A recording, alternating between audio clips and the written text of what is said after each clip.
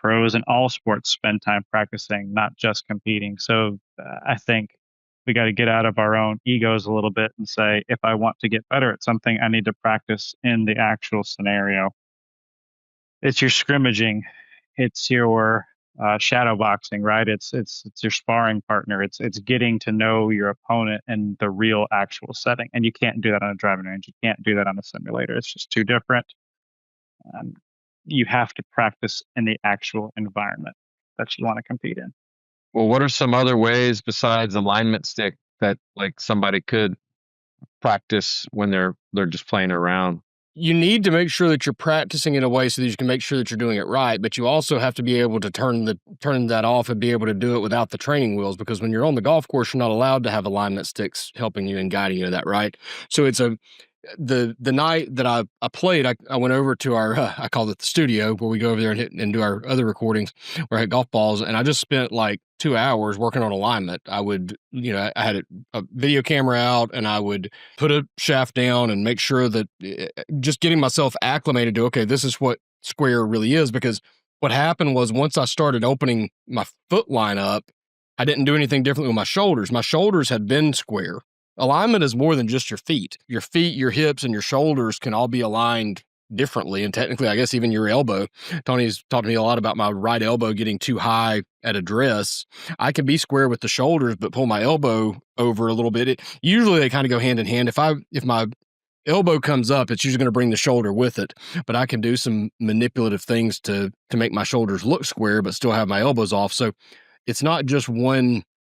If I do this one thing, then if this one part of my body is aligned, everything else is too. You've kind of got 3 or 4 different alignment dimensions, right? So once I fixed my feet, I didn't change anything else. Now my shoulders and my elbows were way left because they were square with my feet right. I had to get used to, okay, what is square with my feet? Because square with my feet feels 2 or 3 degrees open, which doesn't sound like a lot, but it is. It's a huge difference. It feels like I'm hitting a 30-yard slice, or that's what I feel like I'm setting up to hit.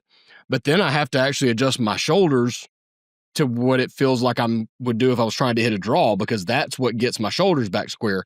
So I have to train that with your feet. It's usually with an alignment stick on the ground. You line up, put an alignment stick on your toes, walk back, see if it's where you want it.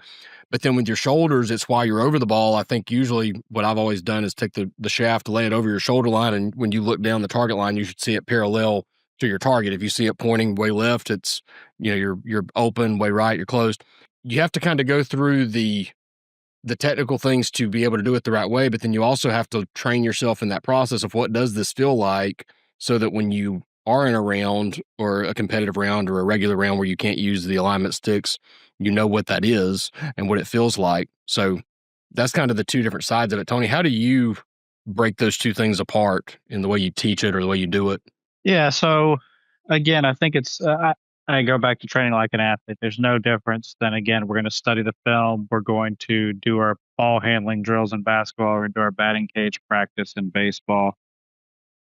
That's all fine and well. That's setting the process. That's getting comfortable with a new stance, a new posture, a new alignment, or whatever.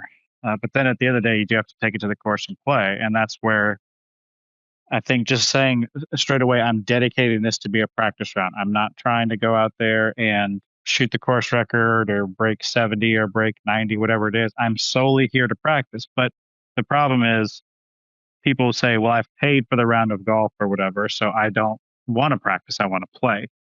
But in no other sport, again, do we not practice on the field that we're actually playing on. Every time you go to basketball practice, it's in the gym with a 10-foot hoop and your free throw and your 3-point line, the boundaries, right? Every time you go to a football practice, whether it's an indoors dedicated practice facility or it's outdoors, there's still lines, sidelines, end zone, hash markers, right? But no other sport do we think we can get better by practicing solely off the golf course or solely outside of the field of competition. It just doesn't work that way in anything else. I mean, if I'm wrong and you could find something else, fine, let me know. But again, I always look to what the best do. If the best are practicing in a certain way, okay, they have their gym time, they have their driving range time, they have their simulator TrackMan time. But before the actual tournament starts, they're on the course. They're learning the golf course. They're practicing the shots that they're going to encounter on the golf course. They're learning their sight lines, right? I went to the PGA Championship and I went to the practice round and I saw Dustin Johnson and Joaquin Neiman and Cam Smith. They might have hit 2 or 3 balls per tee shot sometimes, because they're like, I'm not really. And you hear them talking with their caddy, like, what if we went fade up the left side? Bang, hit it. Oh, no, I overcut it. Okay, well, maybe let's try it again, but let's hedge it a little bit more at the tree or whatever. And they're practicing the opponent, right? They're practicing, how do I need to perform on this course for this week? And that's where, like, even if they go to the British Open or whatever, the conditions can change drastically from day to day, right? So they might have to tweak their equipment. They might get a more bounce on a wedge or less bounce on a wedge, or wedge setup might change due to the course. They might change their long iron game, go to the hybrid versus the 4-iron or something like that because of the course conditions. But they have to practice the course. They have to practice on the course that they're going to play.